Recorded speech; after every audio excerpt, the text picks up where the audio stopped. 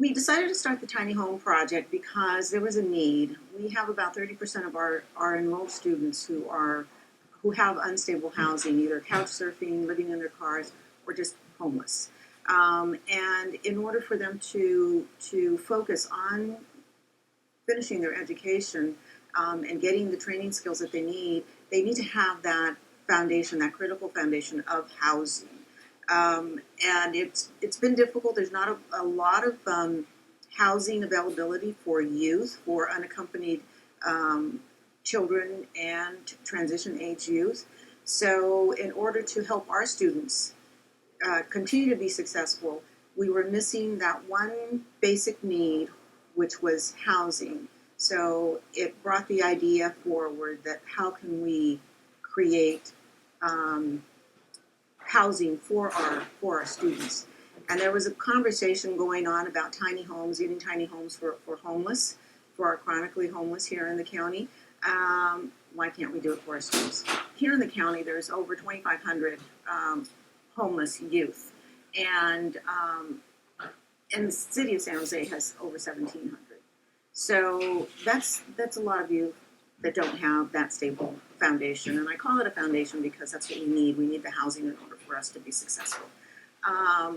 So any type of housing that we can create for youth, for adults, for families to stop or end homelessness is going to be really critical. We are just a small part of the larger solution, but our focus is on our students so that we can help them continue to be successful. But yes, there is a need for housing for all of our homeless community, so that they can have the stress relief, so that they can continue to work on their success. So how many tiny homes do you guys think you're hoping? We would love to build at least 30. That's great. It's a lot, or some number that will house our homeless youth, so that they can be, again, to help them be successful. So they don't have to worry about the where am I going to sleep tonight? I forgot to call this friend to see if I can go sleep on their couch. That is just a lot of stress, and they don't focus on their education. They don't focus on their skill training because they're trying to figure out where they're going to stay. And how excited have the students been about this program? Very excited. And they're wishing that they had one of these themselves. And are all of them hoping they'll get a chance to actually work on one of these, or is it a selective process? Well, it's gonna have to be a selective process because we can't build 30 of them tomorrow.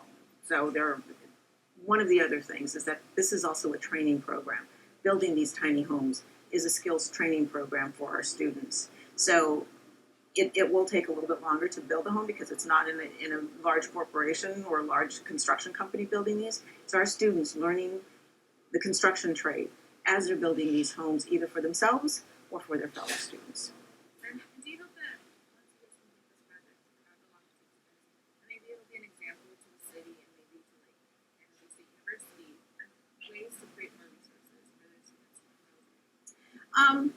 I think it probably is already starting to be an example. And again, we're not the first to think about tiny homes or to create tiny homes, but I think we are the first to do it for our homeless youth, our students, because we need to make sure that our students are successful. Whether or not the other organizations will follow. I would say that this is an opportunity. We need to be thinking out of the box, and just because it's so expensive here to live, in order for us to keep our university students, in order for us to keep our service employees, and even our middle income families, we need to come up with different alternatives. And this is a good interim alternative to give them that step up so that they can be successful in the future. And how much would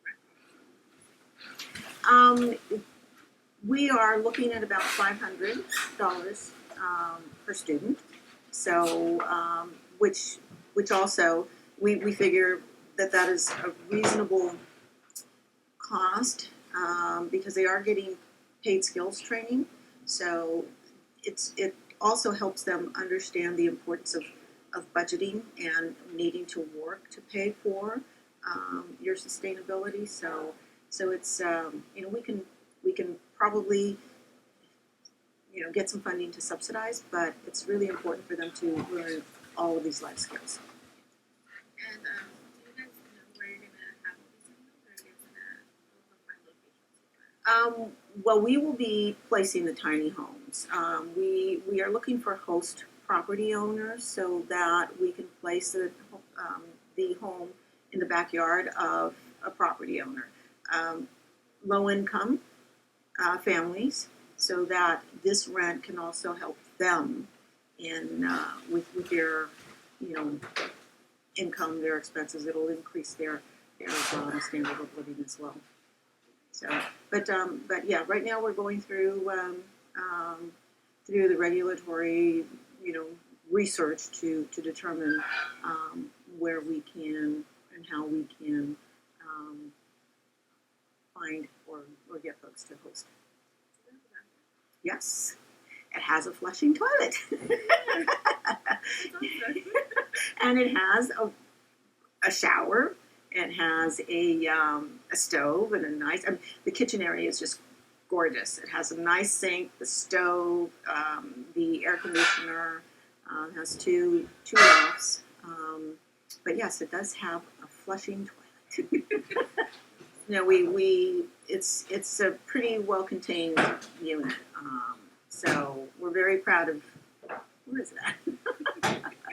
We're very proud of what the core members and the construction manager have put together. They've built a nice little tiny home for our students. Yeah.